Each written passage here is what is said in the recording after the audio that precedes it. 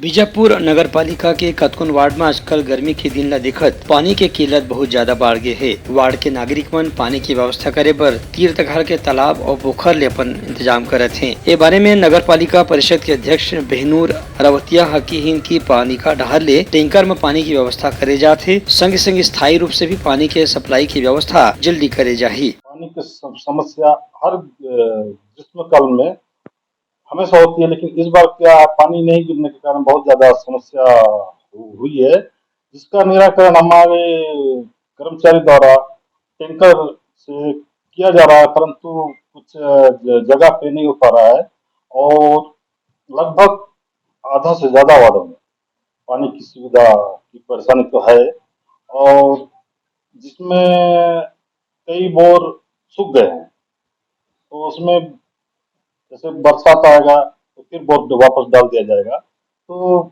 समस्या तो गंभीर है। ब्यूरो रिपोर्ट, उतलंघा न्यूज।